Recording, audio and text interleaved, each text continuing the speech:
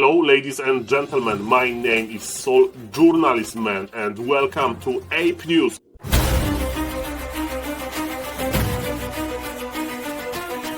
In today's episode, Fortitude won the Dubai Cup and this is him with a cool looking trophy. I'm so glad that this trophy did not break. Congratulations Fortitude. Also I will explain you how from playing Warcraft 3 in your house in front of the computer, you can go to Dubai and drink champagne with the world elite. And again, ladies and gentlemen, shout out to entire BetBoom crew for this amazing game, and this is the celebration. Also, you learn who won Baguette Cup, a French organized tournament where Mr. Todd played, and how many good players signed into Back to Warcraft Weekly Cup, even though the most of them were in Dubai. And ladies and gentlemen, we had some crazy games with Jens. The final day of Dubai BetBoom Classic 2 happened yesterday, and yes, now we know who is the king of Dubai again. In the first game, upper bracket final was played between Hero and Fortitude, and it was a little bit of a surprise because Mr. Hero, the undead, he was trying to play one base. Check out how it went for him. Also doesn't have a town portal here. I wonder how he's willing to break that base without destroyers. It's still Statues Fiends.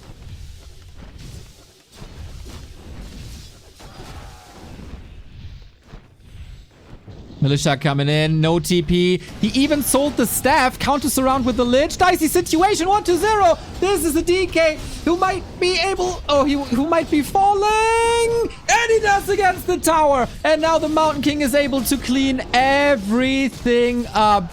That was a good hold with the MK, and yes, pushing on tier 2 was a little bit surprising. Fortitude was just winning, but the games were very close. Look at this back-to-back micro by both players. Might end here.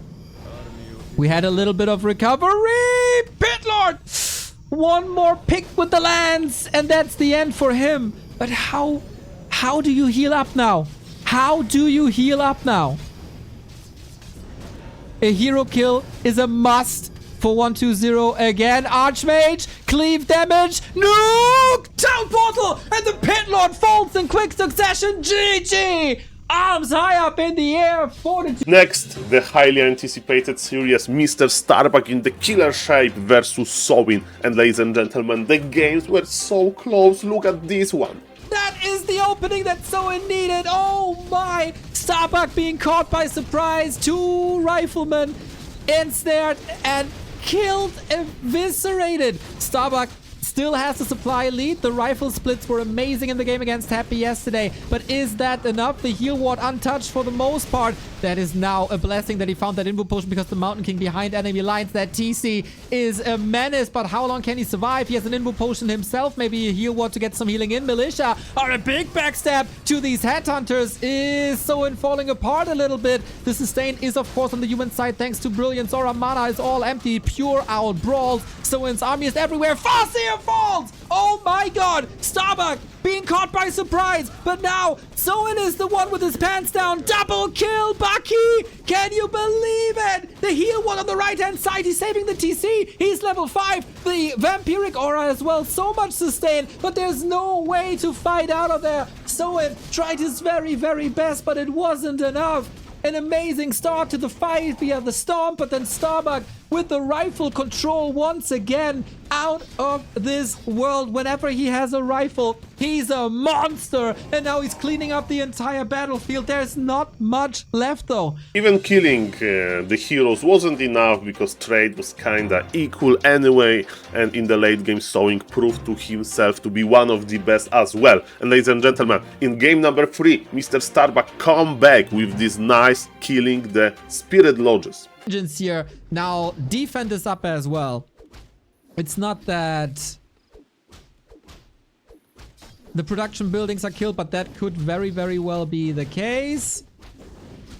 And he gets it. Woo! He is making the very, very best of this situation. Soin is, for the first time in this series, struggling hard. And Starbuck with the sock play going for the Beastmaster. But the final game happened on Twisted Meadows, and ladies and gentlemen, we saw Beastmaster with high level, we saw Archmage. That was a very, very close fight, but sadly, Mr. Sowin was just better. Save him again with Invis, maybe Purge and Snare! Second hero for Starbuck falling! Level 6! This is the end of the line for the hero of yesterday! He was able to reverse sweep Happy, but he cannot eliminate his teammate! Soin! Top 3 performance! For the record, of course, the Pala Rifle community, we are awaiting maybe some Pala Rifle action, but maps were kinda good for the Archmage, and at the end of the day, also, of course, it's to the pro player to decide which strategy he feels better to play on a particular map, so maybe next time we'll see more Pali Rifles, and again, Starbuck, great run, keep it up. It brings us to the lower bracket final, and ladies and gentlemen, in this game, in this series, we saw so many Wyverns. According to Mr. Soin, Wyverns are the answer to Hero playstyle, and ladies and gentlemen, as we can see, we can play Wyverns with Blade Master, with the Farseer, and Mr. Neo from Back to Warcraft will tell you more about this. You also gotta react to this one. Soin is starting his series like he started all series. Rush across the map, harass your opponent, throw him off, ruin the creep routes. And this is already covering for Soin's tech, which is the fastest tech in the game. Soin decides he doesn't need any units on tier 1. He doesn't want to creep early on. He wants to be disruptive. And then he can still follow it up with either double barracks or double beastery. At the moment, it looks like the Blade Master Mass Wyvern. It was kind of surprised that the series went into full distance, and ladies and gentlemen, this is the decider game, game number 5, and Mr. 120 got comfortable versus the Wyverns. He understood that he can just sit in front of the orc base, killing structure after structure, and Mr. Soin had to react. Check out the final fight. To control this fight, needs to hope for some purges, crits, hex! Here goes the Alchemist! Is that his sliver of hope? For Soin, he's getting punished for that on the Wyvern. Shadow Hunter, no mana, and of course the shop is gone. So that was the one attack. And 120 is expanding behind it. It's not like Soin is getting far, far ahead now. He gave the Invul Potion to the Alchemist. Is that an opening? Things clicked for Soin, but 120 is so rich, he barely has any expenses. And he can just get the Alchemist back from the tavern. Desperate. Hopeless. But he's not going down without a fight, Soin. Coil Nova on the blade. If the blade falls, Soin falls. And we're getting really, really, really close. It's once again the one target is the Alchemist. Was a DK for a second, but the damage is too much. No more. No more Soin. No more Koreans. GG. Good luck. Your grand final. It leaves us with a grand final, and ladies and gentlemen, to highlight the importance on the grand final event between Fortitude and Hero, the rematch, Mr. Carson joined the cast. Look at that handsome fella. Shows up after 3 Hello. days for the big stage. Carson, what's up, dude? How you doing? How you doing? Good morning. Good morning, you say to me at 6:40 p.m. Brilliant. I am doing fantastic because I've been watching 3 days of incredible Warcraft. And ladies and gentlemen, the final between Fortitude and Hero, it was best of 7, so the first player to win 4 games will be victorious. And ladies and gentlemen, Mr. Hero was trying to bring this Lich style, this time with expansions, and check out how Lich was performing in this mid-game fight. This game is not going well for 120 so far. This might be a third gold mine cancel if Fortitude dives in for it. Oh man, this entire series is not great. He needs that kill, but 40... Oh, was it a deny? It kind of looked like it. Lich still not level 3. He was super conservative with the mana for a long time, trying to hope that he could get level 3 anyway, and then dash out the level 2 Nova, but now he feels like it's absolutely necessary to blast away these Novas, and now he gets level 3, finally, but he has no mana no more. Yeah, that was 2 footman denies from Fortitude. He denied one with another footman, actually. So a lot of footies get cleaned up, but not a ton of experience from them. We're going to see another gold mine cancel. Fortitude is finished his second base, as it seems. Oh, Archmage. Got to be careful. There's a Nova and Town Portal immediately, but cancels the gold mine last second. Cancelling those gold mines was so painful, and it brought good results to Mr. Fortitude, and that's why Mr. 120, his opponent, the Undead, in the final game, game number 4, he was 0-3. He decided to go for a Tetfin, so a different build to harass to harass the opponent expansion and go for one base with destroyers.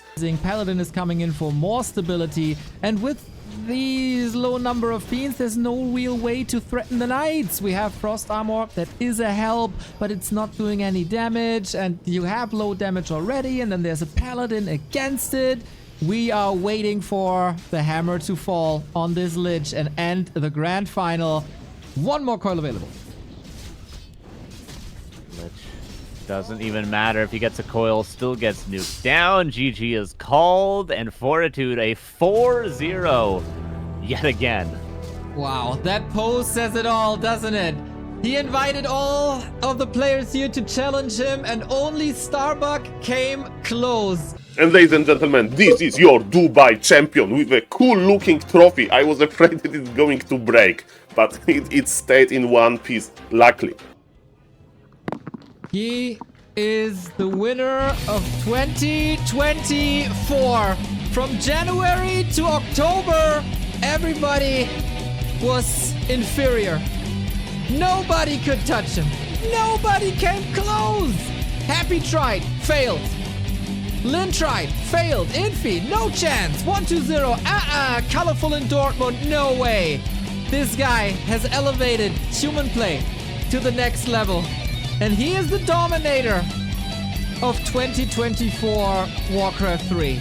Congratulations, Mr. Fortitude, well deserved. And yes, the only player that challenged him for real, it was Mr. Starbuck, which proves how good Starbuck is. And ladies and gentlemen, how we went from playing Warcraft 3 into drinking champagne. Let's look at this final celebration. So as we can see, the Chinese to Russian translator lady gave the champagne glass to Mr. Fortitude. Fortitude with the second place finisher, Mr. 1-2-0 on the right, on the left, Mr. Sok. And ladies and gentlemen, everybody is joining with their glasses full of champagne. This is the Dubai even, ladies and gentlemen. Even Mr. Happy with a glass of champagne, and now he's saying, Fortitude, congratulations, cheers, ladies and gentlemen. What amazing event. We see a lot of crew now. Mr. Starbuck also close to the Fortitude. Ladies and gentlemen, as we can see, the beautiful, beautiful spirit. Probably the casters are joining as well. And ladies and gentlemen, this is how we are celebrating Warcraft 3 in 2024. It's still an alive game. And look at them, ladies and gentlemen. Let's enjoy this moment. Let's enjoy this moment.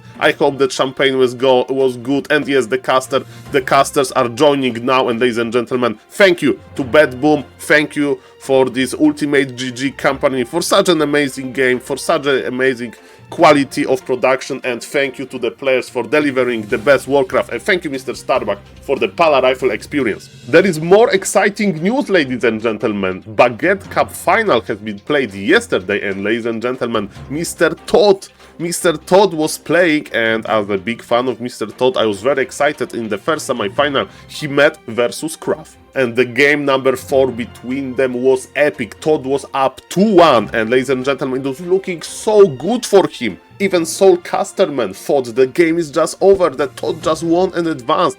But I was wrong, as usual. He's still mining. Mr. Kraft can't go into the towers, and Todd is just laming. Maybe he saw in the 4v4 jungle those nasty ape techniques, and he decided to join them. He decided to join the apes, ladies and gentlemen. Yes, I think that Mr. Kraft will have to accept the defeat.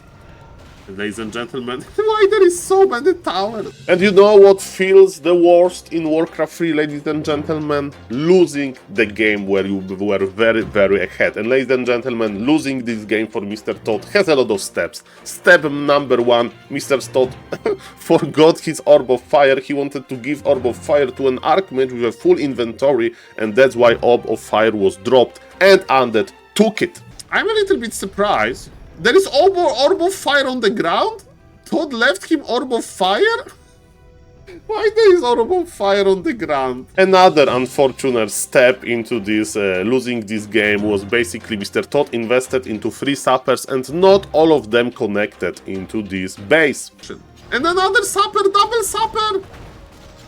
The sapper dies! 1 sapper connects, 2 sapper connected, only 2. From 3 and 1 connected on the Acolyte. That was kinda a fail, I do agree. Sapper were blocked, and after a long game full of suffering, Mr. Todd was defeated by these just full mana, high level undead heroes. The nuke was very impressive. This game, undead is ahead, undead is ahead, undead is mining, Mr. Todd needs to win this fight. The Banshees, the possession is going through, but Mr. Todd saved the knight, and there is no yellow knights yet. No knights in the undead army. Ladies and gentlemen, this fight is looking good for Todd for a moment. But Archmage needs to be careful, but it's being micro nicely, ladies and gentlemen. And look how much mana Kraft has, and this was an amazing Impale and AoE and level 6. This is it. This is it, ladies and gentlemen. There is no coming back from this. Those heroes, another juicy Impale, Nova. Every single unit is low.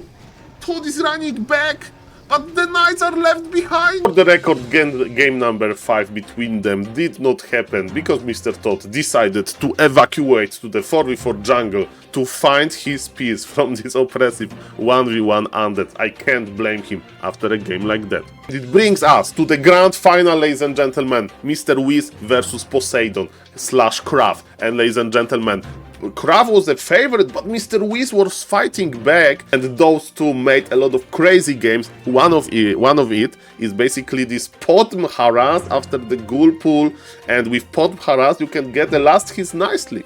Okay, remember that Searing Arrow damage was buffed, but yes, and he stole the experience. And now he's going to force the coils. This is amazing, stealing the experience, by the way. And definitely this Potm harass game went into like 30 minutes long, and ladies and gentlemen, and the highlight of this game is to show why map Concealed Hill is called Concealed Hill. Look at this position of the both armies. And ladies and gentlemen, look at this army, look at this army. Look at this Night Elf army. And he even has mid-wagon. He has mid-wagon. He's attacking from the ground. Look, he has a freaking mid-wagon under this hill. Look. And ladies and gentlemen, this final went into full distance, and how to better end it with just mass necromancers from Mr. Kraft that were being tried to counter with Zeppelin Withdrop. Can you imagine? His army, but let me tell you, I'm very curious to see how he's going to deal with these necro wagons. Is he going to detonate every single wisp he has? He's going to do Zeppelin drops. He's doing the wisp drop. He's doing the wisp drop. He's doing the wisp drop. Detonate the wisps. But Demon Hunter just melted. So again, thank you for a very cool cup, the French community, and it was my pleasure to cast some games from it as a like English caster, very friendly community. And ladies and gentlemen, if you are interested about reading more about the cup, maybe supporting it, so who knows, maybe the Baguette Cup IV is around the corner. This is the link to their Macherino page. And to finish the news, ladies and gentlemen, yesterday Back to Warcraft Weekly Cup has happened, and ladies and gentlemen, there was not that many participants because more of the pro players were busy drinking champagne in Dubai. But ladies and gentlemen, it was a good opportunity for like less known players to show off. And ladies and gentlemen, we had Jens, Sonic, Hawk and Lucael, and ladies and gentlemen, Mr. Jens proved himself to be a great Night Elf, and he won versus Hawk 3-0. And ladies and gentlemen, if we think about Jens, we see Keeper. In game number 1, he played the Keeper. Check out the clip. Oh, the Panda second. I love this. It disallows Jens from being able to repair this tree, because 2 breaths and all the wisps die. Full commit. Heal scroll to save the wisp. That is smart. That is a smart decision. But what is Hawk investing here? Only footmen.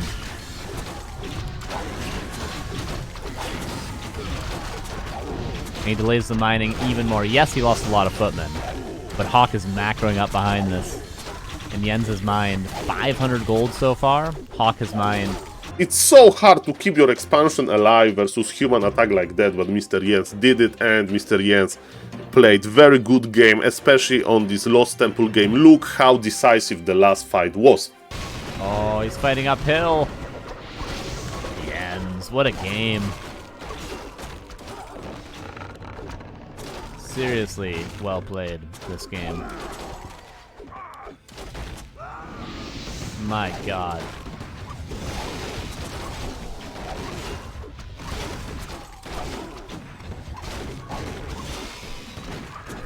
Yeah, that's 2-0. Congratulations, Mr. Jens, for winning the Back to Warcraft Weekly Cup, and I hope we are going to see more Jens action there. And ladies and gentlemen, that was it in today's Ape News, and as you can see in the calendar, nothing is really coming, ladies and gentlemen, because the pro players are coming back from Dubai, and of course we are going to have a big cup soon, but there will be still down action. But ladies and gentlemen, I think the Chinese community will deliver the show matches. I will keep you informed, and thank you for watching. See you tomorrow in the next episode of Ape News. Bye bye.